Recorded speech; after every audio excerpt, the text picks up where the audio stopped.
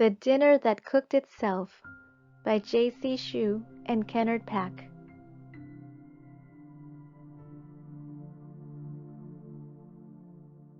Long ago in China, there lived an honest, respectful, and hard-working man named Tuan. As a child, he had lost his parents, and his kind neighbors, old Lin and Madame Lin, had raised him instead. When Tuan was old enough to live by himself, he moved into a small house with a small field, but he was lonely, and he longed for a wife. And so, old Lin and Madame Lin hired a matchmaker. First, the matchmaker suggested the farmer's beautiful daughter, but she had been born in the year of the tiger, and Tuan had been born in the year of the dog. With a cat and a dog fighting for room under such a small roof, there would never be peace.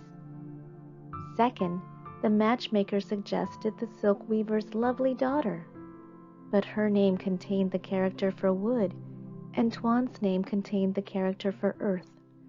With wood and earth fighting for room under such a small roof, there would never be growth.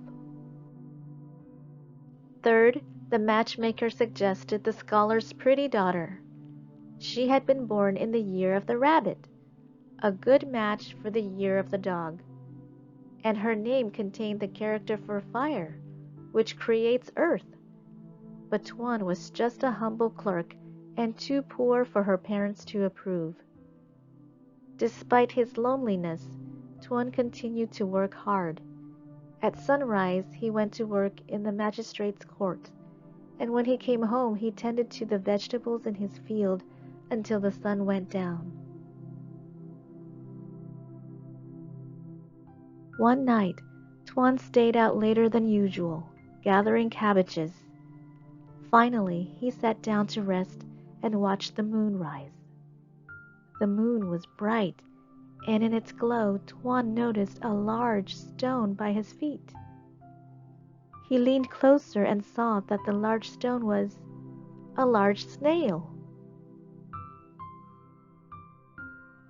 "What luck!" Tuan exclaimed, picking up the snail. "Are you hungry? I'll look after you." He had never seen a snail this big, and surely such a rare creature meant good fortune. At home, he placed the snail in a large jar with some succulent cabbage leaves. The next night, a very curious thing happened. Returning home after another long day's work, Tuan found his table already set with a dinner of cooked rice and vegetables. It must have been dear Madame Lin, Tuan thought, as he happily munched on crispy bean sprouts. But Madame Lin had been working on her farm all day. She didn't do it.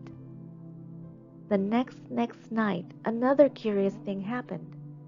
Tuan came home and found little fried balls of pork, a plum chicken stewed with plums, and a hearty beef noodle soup next to the steaming bowls of rice and vegetables. It was even more delicious than the dinner from the day before.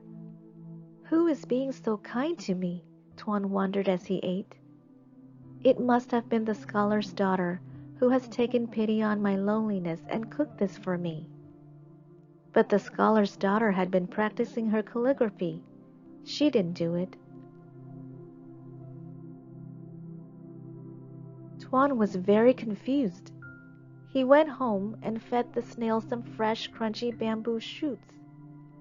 "I don't know who is being so kind to me, but if I am lucky enough to eat well, then you should too, my friend."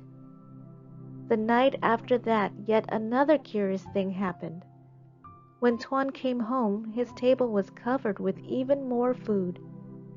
Now, more than ever, he wanted to find out how his dinners were cooking themselves. The following evening, Tuan came home early and hid near the table. Then the most curious thing of all happened.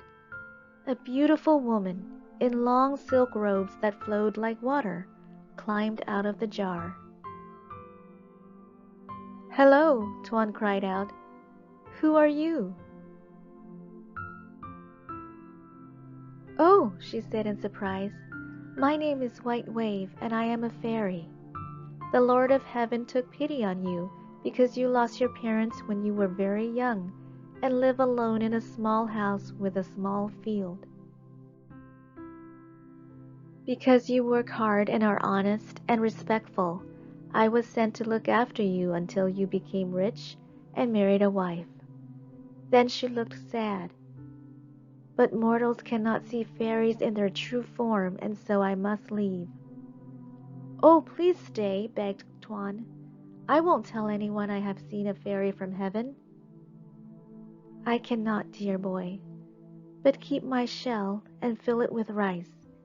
It will never run out, and you will always have food for dinner." The sky grew dark, and a heavy rain began to fall. White Wave ran to the door, spread her arms, and flew away on the mighty gusts of wind. Out of gratitude, Tuan built a shrine to the fairy and her shell. From that day on, he never failed to pay his respects to White Wave and the Lord of Heaven, and he never missed a dinner. Although Tuan never became wealthy, he continued to work hard at court and in his field. In time, he became a magistrate and married a woman who was born in a matching year and had matching characters in her name. They loved each other very much and lived happily together. Can you read Chinese?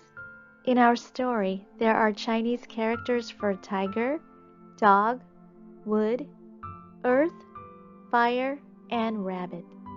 Did you spot the Chinese characters in the book? Look again. Chinese characters are very, very old. The first ones were written long before Tuan, Old Lin, and Madame Lin were born. They began as pictures of the objects being described, but today they symbolize everything from objects to sounds or ideas. Each character is made up of brush strokes. The art of writing Chinese characters is called Chinese calligraphy. Chinese calligraphers use ink brushes to draw the characters. This is the Chinese character for the word calligraphy, and this is the Chinese character for the word snail. Today there are thousands and thousands of Chinese characters. Here are characters for some of the food in the biggest, tastiest dinner that White Wave made. Rice, vegetable, tofu, and orange.